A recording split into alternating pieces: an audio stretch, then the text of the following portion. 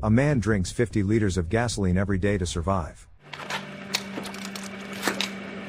At first glance, So-hee and man Gill seem like the perfect young married couple. Recently married, man Gill tries to show his best side by asking a smart voice assistant for help in making soup for breakfast. After finishing his little surprise, man Gill hurries to his wife to insist she come to the table, creating an increasingly romantic atmosphere. So-hee is impressed not only by her husband's efforts but also by his success in making a wonderful breakfast. She hopes that not only their first family breakfast will be perfect, but also dinner. However, man Gill has many obligations that will prevent them from spending the evening together. Man Gill reminds his beloved that she has a class reunion tonight, so both of them are busy in the evening. This raises suspicions and a note of distrust in So-hee towards her husband, but man Gill decides to fix the situation. He asks the intelligent assistant to create a romantic atmosphere by closing the curtains and playing appropriate music, then invites So-hee to the bedroom, where they can enjoy each other's company. In the evening, So-hee goes to a restaurant for her reunion. The quiet and monotonous evening is interrupted by the unexpected arrival of Yang Sun. She is so clumsy that she falls down the stairs, attracting everyone's attention,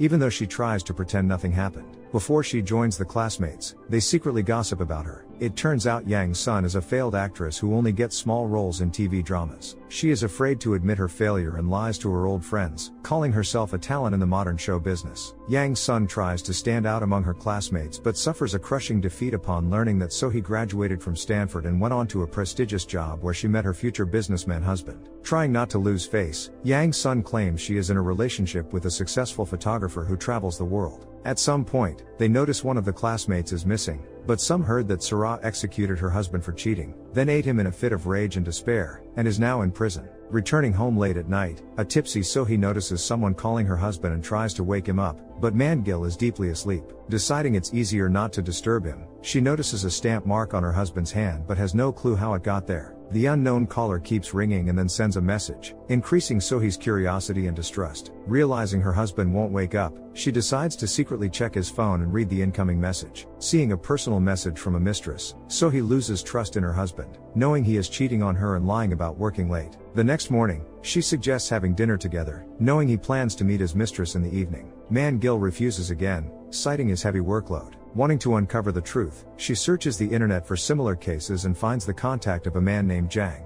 During her lunch break, So-hee rushes to a private detective, navigating through slums to possibly hire him for a job. Meeting the strange Mr. Jang initially doubts him, thinking she might not need his help. The detective is surprisingly persistent, as people never come to him without reason, and he proves his point by showing her a case on her example. A few days later, So-hee returns to the detective's office to hear the initial results of his surveillance of her husband. According to detailed information from Mr. Jang, man Gill left the house at 5:30 a.m. and went to a golf course, showing extraordinary precision. Then he went to a lounge, where he drank 41 bottles of water. Later, man Gill went to an exclusive nightclub. The entrance had security who stamped his hand as proof of entry. Remembering such a mark on her husband's hand a few nights ago, So-hee realizes the detective's story is true. Jang couldn't get inside the club, but soon man Gill left and went to a nearby hotel with a young beautiful woman, where he spent several hours. After that, he trained in the gym for 2 hours, demonstrating phenomenal strength and endurance. There, he met with another woman, cheating on his wife in a car near the waterfront, ignoring a no parking sign at 6:20 p.m.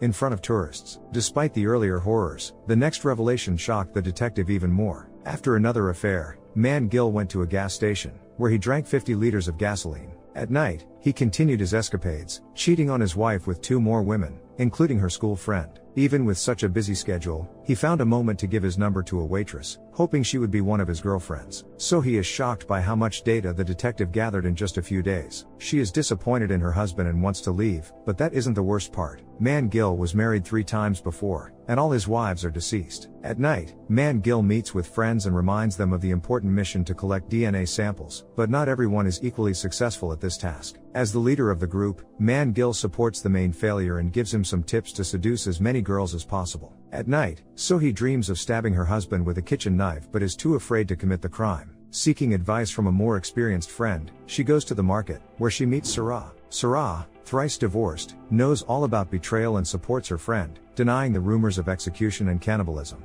At the next meeting with the detective, So-hee learns that man Gill is not human but an alien on a specific mission on Earth. They are called Eternals due to their strong health and endurance, but no one knows the true motives of the aliens. Responding skeptically to this claim, So-hee decides to leave and slaps the man when he tries to stop her. Earning some of her trust, Jang continues the story of the Eternals who came from space. He has heard many amazing stories about aliens, but people who talked about it either disappeared forever or ended up in the morgue. At the same time, man Gill returns home and adds a few drops of poison to the water. In the evening, the Extraterrestrial Life Control Service holds an emergency meeting with the best scientists and military personnel aiming to find and stop the aliens. It turns out man Gill is the head of the aliens who came to Earth to destabilize the situation and possibly destroy humanity. Using their appearance, they seduce women and collect their DNA, spreading viruses among people through kisses and touches. So he still doesn't believe the detective, but he offers to prove he's telling the truth. At night, they go to the gas station, where they watch man Gill drink 50 liters of gasoline instead of filling the tank. Returning home, So-hee drinks a glass of water from a jug with poison and immediately dies. Man Gill pretends to be a worried husband but is happy since So-hee was hindering his evil plan. Playing the role of a caring husband to the end, man Gill informs all the relatives and takes the girl to the hospital, where doctors declare her dead. Agents of the Extraterrestrial Life Control Service watch the Eternal, and So-hee decides to avenge her late friend's betrayal. Unexpectedly, So-hee comes back to life, spitting out part of the liquid stuck in her lungs. Doctors consider this a miracle, thinking she survived because the liquid temporarily blocked her airways. Man Gill is disappointed by this turn of events but tries not to show it openly. Believing the detective, So-hee returns to him with So-hee to enlist Mr. Jang's support. The old man, part of the Eternals, is shocked that the poison didn't work on the girl and offers to give her an injection that can stop her heart, solving the problem once and for all. Agents continue to watch man Gill but act too primitively, scared even by teenagers with a soccer ball. Meanwhile, Yang's son is filming another movie when she receives a message informing her that her boyfriend is cheating on her. Enraged, she decides to teach the traitor a lesson and arms herself with a rifle.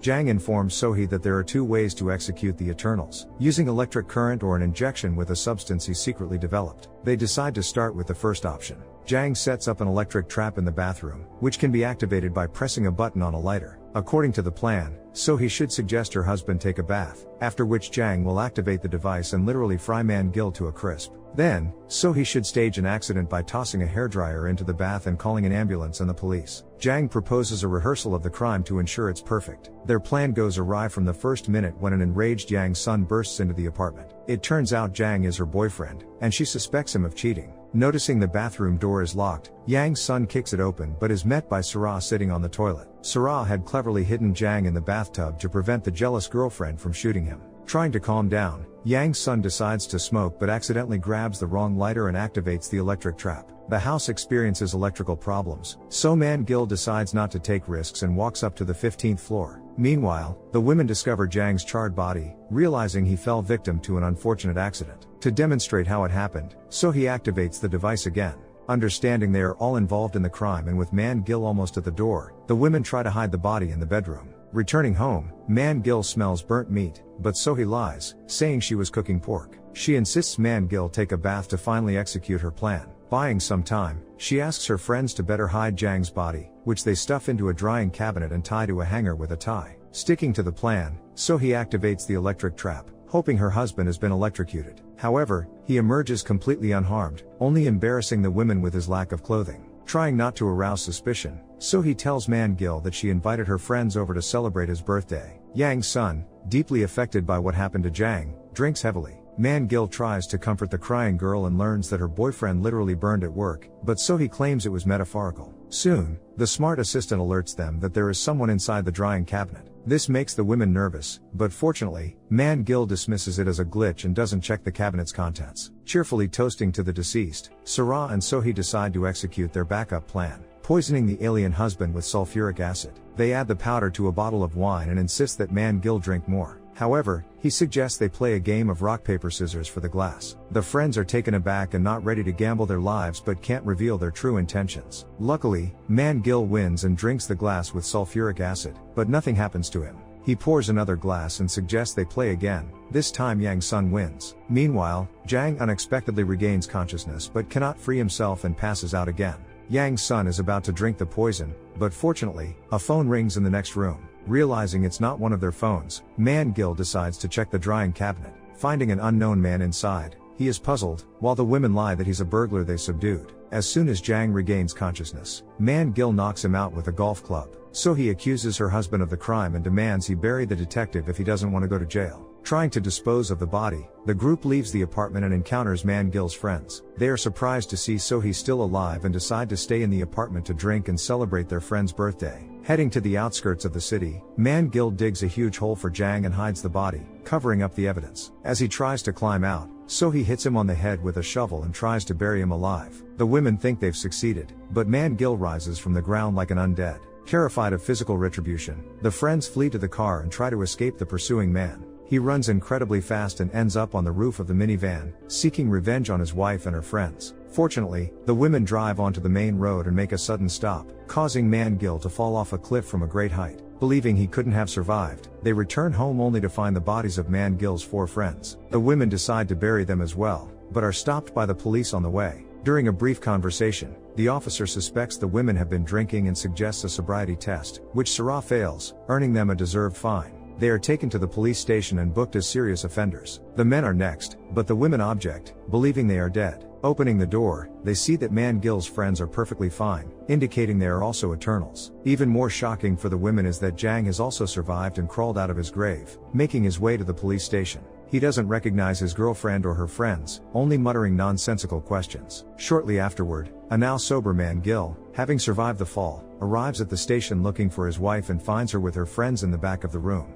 Gill, now sober, collects the entire group, promising to take everyone home, including the disoriented Jang and the rest of his friends. Meanwhile, the old man collaborating with the Eternals is in the custody of the Extraterrestrial Life Control Service. The captain intensely interrogates him using an electric chair, extracting the location of Gill and dispatching a military unit to capture him. On the way home, Gill admits to remembering nothing and asks his wife to recount everything that happened before their reunion at the police station. Seizing the opportunity, So-hee and So-hee deceive him, but it soon becomes clear that he was only pretending, forcing them to concoct increasingly elaborate lies. Realizing Gill will seek revenge, the women attack him with a cleaver, causing the minivan to veer off the road and flip multiple times. The friends manage to escape the wreck first and flee through a storm drain. Knowing Gill, unfazed by a cleaver in his head, is still pursuing them, they head to an old factory. Though they manage to hide, he consistently finds them, toying with them. As he heals his wounds by drinking gasoline, it becomes clear that it's essential for his survival. Meanwhile, agents find the overturned vehicle and follow the alien's trail. Exhausted from the chase,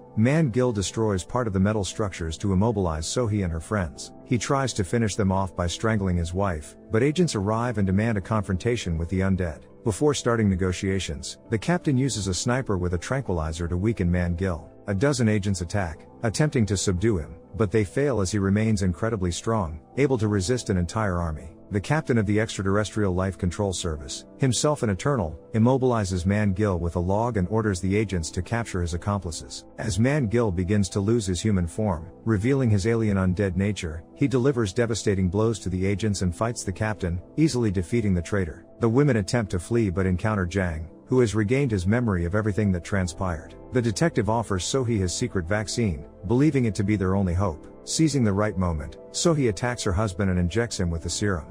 Gill strikes his wife, determined to finally end her life, but the injection begins to take effect. Jang's serum proves effective, causing Gill to lose his strength and ultimately his life. A year later, So-hee, So-hee, and Yang's son enjoy a peaceful picnic by the river. Their lives appear idyllic without men.